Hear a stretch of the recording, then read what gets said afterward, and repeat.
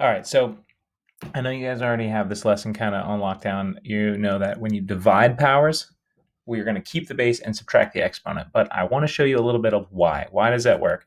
All right, well, we know how to simplify fractions, right? We know how to simplify fractions. We're going to be applying something you already know in a new situation. So simplifying fractions, you might not understand or realize that what we're doing is we're finding common factors and then putting them over their own fraction and dividing them. And any number divided by itself is 1. So check this out. If I break up into, I'm going to write 9 in an expanded form. I'm going to write it out with using its prime factors. So 3 times 3 is 9, right? So I rewrote that as 3 times 3, and 3 times 5 is 15. So then we can break this apart into 3 over 3 times 3 over 5, right? Because we still have the, right, 3 times 3 looks like that, and then that's 9. All right, so we're just breaking that apart. Let me see if I can get this going here. There we go.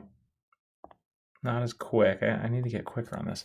Anyway, and then you see that, all right, because it has a common factor, we can break it up, and that's just kind of like 1, right, in disguise. It is 1. 3 divided by 3 is 1. So what do we have left? We just have 3/5. All right, now we show it typically like this, right? 9/15, we just go like this. Boom. 3 goes into 9 3 times. 3 goes into 15 5 times, like that. All right, but this is actually what we're doing. All right, it's like this is a shortcut because of all this that we can do. We can pull out that basically a factor of 1 out, and it cancels out. We call it canceling out. All right, let's try it with this one. So we can break 12 and 18 into its prime factorization. That'd be 2 times 2 times 3. All right, and this would be, let's see, 6 times 3, so it'd be 2 times 3 times 3. All right, if we group the common factors on top and bottom, so we'd have a 2 times a 2, and we'd have a 3 times a 3, and what's left over? A 2 and a 3, okay, because, right, so that equals, this goes to 1, this goes to 1, and so all we have left is the 2 to 2/3. All right, so when we're doing this, this last one, we have x to the 6th and x to the 2nd. Well, that would, in expanded form, we'd have 6 x's here, and on the bottom we'd have 2 x's. Well, then if we kind of give them their own fractions, we'd have x over x and x over x, and then we just have all these other x's, right? We'd have 4 remaining on the top. These would equal 1. All right, and then we'd still have kind of all these x's, so that'd be x to the 4th, right? Because we can make 2 pairs of common factors in the numerator and denominator, so they equal 1, right, these guys, and then we have those remaining 6. So that is why the rule works. The quotient of powers rule says keep the base and subtract the exponents, because we're looking at common factors canceling out or simplifying. All right, let's see if there's anything else I need to go over with you. So I'd also like you, if you copy this down, I'd also like you to copy down something that looks like this, because we're going to see it a lot more as in fraction form, all right, where the division, right, this division symbol is actually written as a fraction bar, all right, and then we can say that you always do the exponent of the numerator minus the exponent of the denominator. All right? So write that down. That's another way to write this same thing. All right? Let's keep going. Let's see if there's any. Okay, I do want you to see and write down kind of the process, the procedure for showing your work. All right, keep the base, subtract the exponents, and you see that this is if you're writing it out and showing and giving the reasons that you're allowed to do everything, all right, you would write down quotient of powers property, the common base is 8, all right? You would write that whole thing out in your notes so that you kind of know each step and what's going on. And when you refer back to it, you can kind of remember what's going on, okay? So there's five factors of 8 and 3 factors of 8. So we'd have, you don't have to write this down, but, right? 3 would pair up to equal 1. You'd have 3 pairs that equal 1, and then you'd still have 2 left over on the top that don't have any buddies on the bottom. So, right, we'd have what? 8 to the second left over. Okay. So, right, 8 to the second, and we subtract the exponents. There you go. So that's the work. You can see, now this one's a little bit tricky. You have negative exponent on the top, positive exponent on the bottom, so it's -2 minus 2.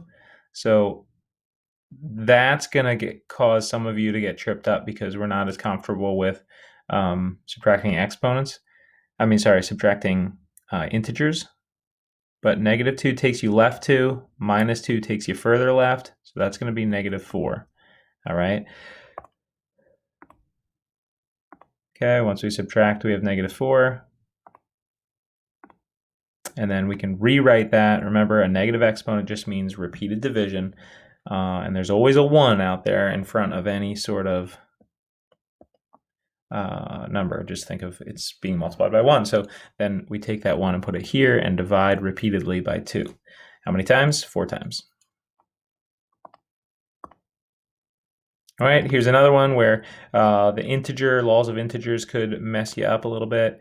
We have minus a negative, which we changed to plus, so that's 5 plus 2. All right, so just be cautious and careful as you do that and thorough. All right.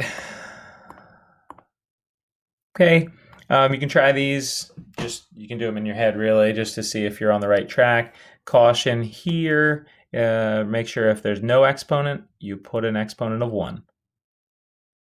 All right. And then maybe one more thing that you might want to write down is y to the 5th over y to the 5th, right? A number divided by itself equals 1, so you could just be like, that's easy, it equals 1. Done.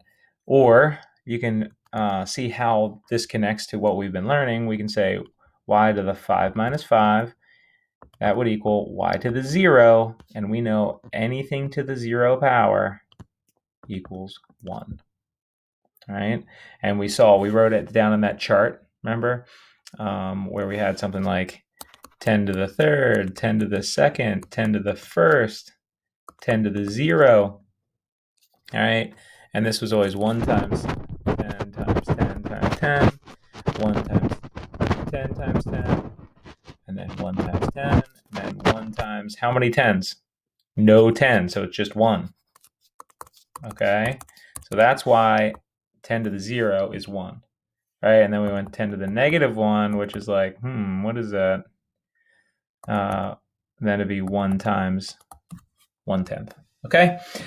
Anyway, quick reason why 10 to the 0 equals 1. Do I have, whoa, what just happened there? Okay, didn't know I could do that. Okay, here we go. These are important. How many times as great? All right, if I said, I have 20 cookies and Anthony has 5 cookies. How many times greater is my number of cookies, right? So, well, 20 compared to 5, what would you do there? You'd divide. You'd say 20 divided by 4, right? So, I like to kind of think of it as a simpler problem and try to use the same terminology in an easier problem to see if it makes sense to me what to do. So this is, when you see how many times as great, that's going to be a division problem. All right, how many times is great? Well, you got to figure out what multiplied to get it, so you're going to use division to find that out. So let's set up the problem. All right, how many times as great is Neptune's diameter than Earth's? So we got 215 divided by 2 to the 15th divided by 2 to the 13th. which is going to give us 2 to the 15 minus 13, which gives us 2 to the second, which tells us 4, right? 2 to the second is 4. So Neptune's diameter is 4 times that of Earth's diameter. All right, 4 times as big. Wow, it's pretty big. All right, so Neptune diameter is 4 times Earth's diameter. Okay, I put this little thought bubble here because I wanted you to think of, like, I don't know, cookies. Okay, you had 4 cookies. Make a simpler problem.